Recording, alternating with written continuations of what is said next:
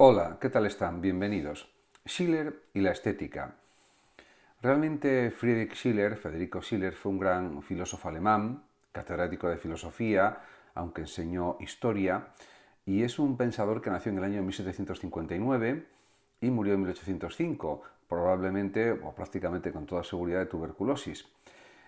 Fue un ilustre poeta, filósofo, dramaturgo, historiador y editor. De hecho, como dramaturgo estuvo a la altura incluso de Goethe, que fue también su amigo, y realmente es una figura ilustre del clasicismo de Weimar, el propio Schiller. Su obra más importante, más conocida, es indudablemente Cartas sobre la educación estética del hombre, que se compone de 27 cartas. Ciertamente siempre se interesó por la filosofía del arte, por la estética y curiosamente pues tenía un ritmo de trabajo habitual que era dormir hasta el mediodía y trabajar por la noche, escribir por la noche. Realmente podemos decir que Schiller se preocupó especialmente por la belleza y el arte, ya que consideraba que pueden elevar la inteligencia humana o el espíritu humano. En ese sentido, estaba convencido, y así lo muestra en sus cartas sobre la educación estética del hombre, que la belleza contribuye a la formación de un carácter noble, de un carácter bueno, de un carácter, diríamos, adecuado. En ese sentido, diríamos que la educación estética del hombre pues es para él crucial para armonizar las facultades sensibles y racionales del ser humano. En ese sentido, buscar un equilibrio entre lo sensible y lo racional. Por supuesto, leyó también las obras de Kant y las obras de otros filósofos coetáneos suyos, como Fichte, como Schelling, etc. Y realmente también tuvo una buena relación de amistad en general con Goethe y se apoyaban recíprocamente en sus planteamientos en general, aunque había cosas en las que discrepaban, como es lógico por otra parte. Además, hay que decir que para Schiller la belleza es fundamentalmente un principio de libertad, en la apariencia sensible, con la que se puede alcanzar una verdadera libertad interior, porque ese era uno de los grandes deseos del propio Schiller como poeta, como escritor, como filósofo, como historiador, como artista también. Él aspiraba a eso. Y por otra parte, él no estaba de acuerdo con la sociedad de su época, estamos hablando de finales del siglo XVIII y principios del XIX, y realmente consideraba que en el juego estético el individuo es verdaderamente libre. Era una de sus grandes ideas, la idea de la libertad como desarrollo pleno del ser humano. La libertad unida, por supuesto, a la felicidad, al goce artístico, al goce sensible y al goce también de la propia vida, del libre juego de las facultades humanas, se podría decir también. En ese aspecto, pues cabe señalar que realizó una crítica muy profunda de la cultura de su época, el mismo Schiller, ya que la cultura de la última parte del siglo XVIII y principios del XIX fomentaba, a su juicio, la fragmentación de las facultades humanas, al igual que sucede, por ejemplo, en la actualidad en pleno siglo XXI y ha sucedido en pleno siglo XX. Y eso, según Schiller, producía salvajismo y barbarie, algo muy similar a lo que está ocurriendo actualmente en la era digital, diríamos, con una sociedad consumista, acelerada, etcétera, en la que predomina únicamente lo material, los intereses materiales, etcétera, algo también parecido a lo que sucedía en la vida de Schiller, en la Alemania de su época y en general en la Europa en la que él vivió.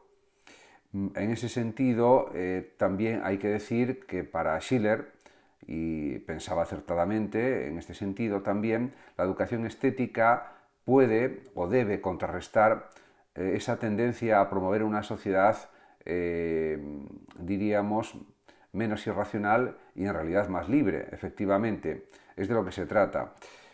También Schiller critica los excesos de la razón ilustrada y los eventos tumultuosos de su tiempo, como por ejemplo la Revolución Francesa, por ejemplo la época del terror en la Revolución Francesa, la cantidad de muertes que pues surgieron por causa, que se produjeron por causa de la Revolución Francesa. Y todo esto, por supuesto, también él criticaba las guerras religiosas de siglos pasados, criticaba también la Inquisición, criticaba el oscurantismo, criticaba las supersticiones, en ese sentido, al igual que Kant, por ejemplo, otro de los grandes filósofos que, por supuesto, leyó y realmente que le influyó también de una manera considerable.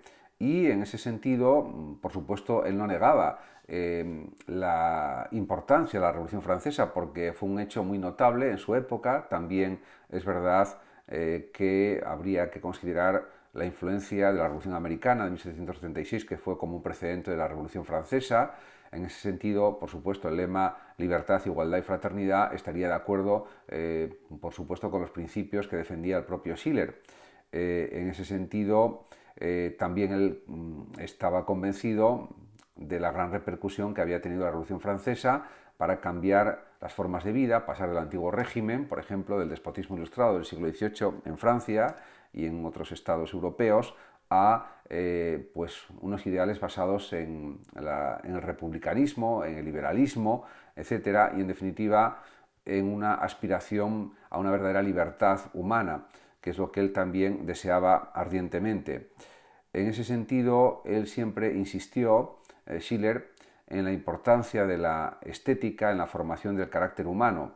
De hecho, pues efectivamente hay que darse cuenta que, por ejemplo, en el un año después de su muerte, en 1806, salió publicado el libro Filosofía del arte de Schelling, un gran filósofo romántico de la época alemán como Schiller, al que él también había leído, y diríamos que el mismo Schiller está de acuerdo en que la potenciación de la creatividad humana en todos los sentidos pues es algo muy positivo.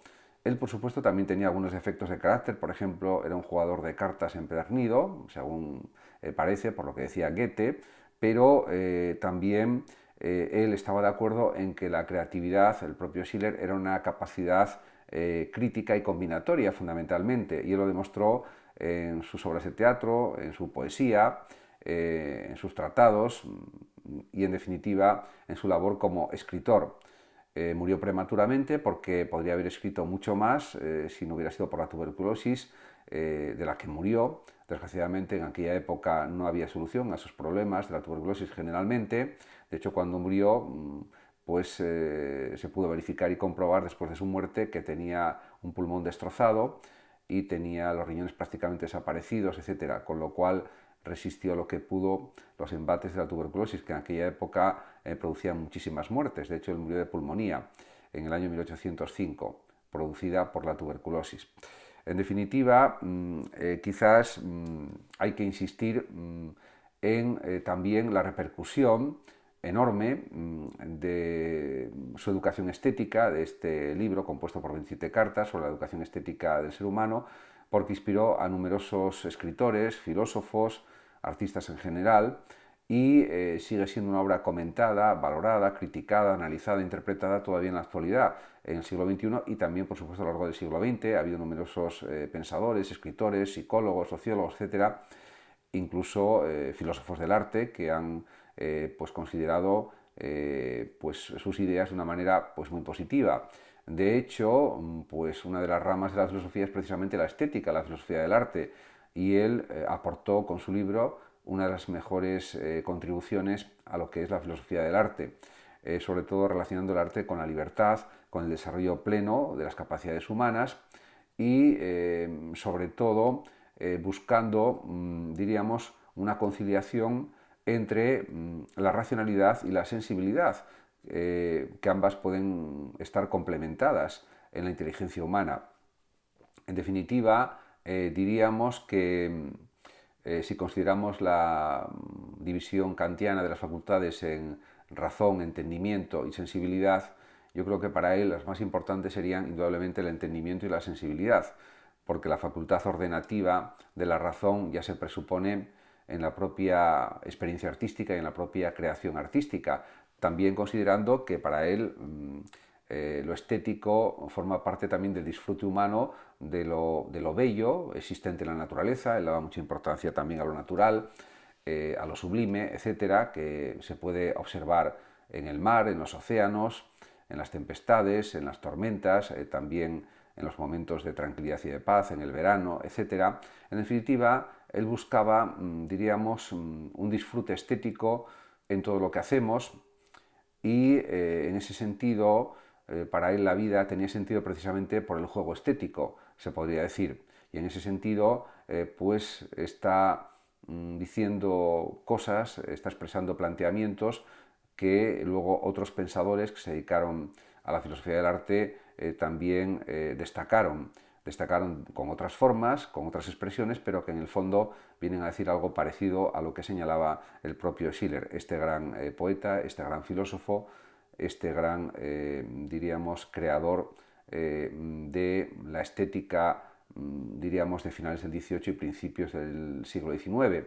En ese sentido, su influencia sigue presente en la actualidad y sus obras son leídas con atención y con sumo gusto. Muchas gracias a todos por su atención y hasta mi próximo vídeo. El que lo desee puede compartir este vídeo, darle like o suscribirse a mi canal de YouTube. Hasta siempre.